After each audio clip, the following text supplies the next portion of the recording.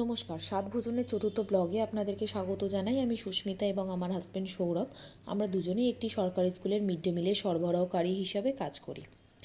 এখন শুক্রবার সকাল 6:30। আজকে স্কুলের মেনু: পেঁয়াজ, শুকনো লঙ্কা ভাজা দিয়ে আলু চোখা মাখা, মুসুরির ডাল আর ভাত।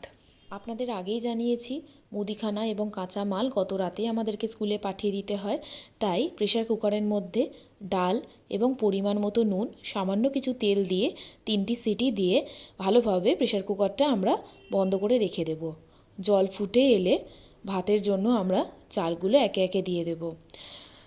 প্রেসার কুকার নামানোর পর একটা জায়গায় আলুগুলো রেখে জল দিয়ে ভালোভাবে ধুয়ে পরিমাণ মতো নুন দিয়ে ভালোভাবে ফোটার জন্য ঢাকনা দিয়ে রেখে দেব।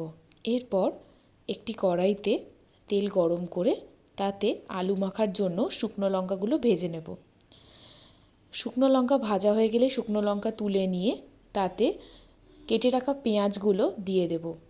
পেঁয়াজ ভাজা ভাজা হয়ে গেলে আমরা পেঁয়াজগুলোকেও তুলে নেব। এরপর যেটুকু তেল পড়ে থাকে তার মধ্যে গোটা জিরে, হলুদ ভালোভাবে ফোড়ন দেব।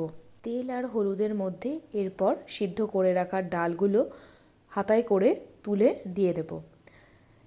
ডাল যখন ভালোভাবে ফুটে আসবে তার উপর ভাজা পেঁয়াজগুলো আমরা এরমভাবে অল্প অল্প করে উপর দিয়ে ছড়িয়ে দেব এবং পেঁয়াজের সঙ্গে কিছুটা কাঁচা লঙ্কাও ভাজা হয়েছিল, যাতে ডালের টেস্ট হয় তার জন্য কাঁচা লঙ্কা ভাজা আর পেঁয়াজ ভাজা উপর দিয়ে ছড়িয়ে দেব।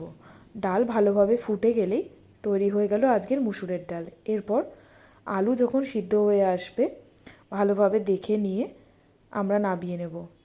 শুকনো লঙ্কাটা নুন দিয়ে ভালোভাবে মেখে নিলাম। তারপর আস্তে আস্তে আলুগুলোকে ছেঁকে ছেঁকে তুলে নেওয়া হবে। হাতায় করে ভালোভাবে আলুগুলোকে থেতলে নেওয়ার পরে ভেজে রাখা পেঁয়াজ এবং বেটে রাখা শুকনো লঙ্কা আর নুনের গুঁড়ো উপর দিয়ে ছড়িয়ে দিয়ে ভালোভাবে মেখে নিলাম। মেখে নেওয়ার পরে আজকে রেডি ভাত, মুসুরের ডাল, পেঁয়াজ শুকনো লঙ্কা ভাজা দিয়ে আলুর চোখা মাখা। আজকে স্কুলের স্টুডেন্ট সংখ্যা ছিল 285 জন। আজকে স্কুল থেকে আসার পর আমার একটা জায়গায় নাচের স্কুলের প্রোগ্রাম ছিল। এসএস গ্রুপ অর্গানাইজ করেছিল বাসন্তিকা বর্ষবরণের একটি অনুষ্ঠান। যদিও আমার আসতে আজকে অনেক দেরি হয়ে গেছে, তাই তাড়াহুড়ো করেই একটু রেডি হচ্ছিলাম, কারণ আমার এখনও মেকআপ বাকি ছিল। ক্যামেরা করে দিচ্ছিল আমাকে সৌরভ, না এটা আমার হাজব্যান্ড নয়, এটা আমার কালিগ। ওর সঙ্গেই আমি একসঙ্গে নাচ করি। ওর একটা নাচের গ্রুপ আছে, ও একজন ভালো শিক্ষকও। ওর গ্রুপের নাম সৃষ্টি সুখ। আপনারা যদি কেউ ওর সঙ্গে কন্ট্যাক্ট করতে চান আমাকে কমেন্ট করতে পারেন, আমি ওর সঙ্গে কন্ট্যাক্ট করিয়ে দেব। আপনাদেরকে বলে রাখি, এরকম অনেকেই আছেন যারা স্পেশাল চাইল্ড, যারা ঠিকঠাকভাবে নাচ করতে পারেন না বা যারা হাউসওয়াইফ, কাজের চাপের জন্য নাচ করতে পারে না, তারা সবাই সৌরভ মান্নার সঙ্গে যোগাযোগ করতে পারেন। এই যে মানাই সেজুতি, ও হচ্ছে ওর একজন স্পেশাল চাইল্ড। ও খুব ভালো নাচ করে। মেকআপ করে আমরা টোটোয় করে এই রোদের মধ্যেই গণভবনের দিকে চলে গিয়েছি। দুপুর 2:30 আমাদের এন্ট্রি পাস নেওয়ার কথা ছিল, তাই জন্যই এত তাড়াতাড়ি যাওয়া। যাই হোক, যদিও এখন ঘড়িতে সময় রাত্রি 8:30। এই যে সৌরভ মান্না বসে বসে মনের আনন্দে প্রোগ্রাম দেখছেন, আর আমি বসে বসে বোর হচ্ছি, কারণ আমাদের নাচ হচ্ছে না, বাদবাকিদের নাচ হয়ে যাচ্ছে। এদেরকে দেখে আমার 10 বছর আগেকার সুস্মিতা আর সৌরভের কথা মনে পড়ে। হ্যাঁ, এই সৌরভ হলো আমার হাজব্যান্ড, সৌরভের কথা বলছি আমি। এরপর কোনোভাবেই সময় কাটছে না, তার জন্য চলে গেলাম আমরা ফটো সেশন করতে। কোনোভাবেই ফটো সেশন করা যাচ্ছে না, লোকজন আসতেই থাকছে।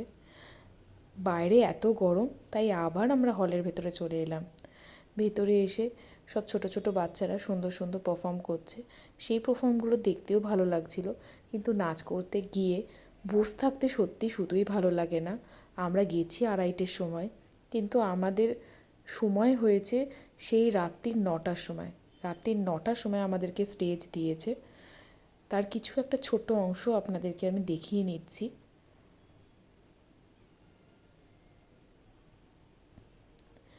আমার আর সৌরভের একটা ডুয়েট ছিল, তারপর মানাই সেজুতি ওর একটা সিঙ্গেল ছিল, আর সুকন্যা তারও একটা সিঙ্গেল ডান্স ছিল। এগুলো হয়ে যাওয়ার পর ও ওরা রয়ে গেছিলো, কিন্তু পরের দিন সকালবেলা আবার আমাকে স্কুলে আসতে হবে, সমস্ত মালপত্র কিনে পাঠাতে হবে স্কুলে। তাই ওদেরকে রেখেই 9:30টার সময় আমি বেরিয়ে এসেছিলাম। আমি জাস্ট চেঞ্জটুকু করেছিলাম, মেকআপ একদমই তুলিনি। যারা নৃত্যশিল্পী তাদের এটা খুব কমন ব্যাপার, তাই আমার কাছে এটা কিছু মনে হয় না। চলো, আজকের ব্লগটা এখানেই শেষ করলাম। শুভরাত্রি।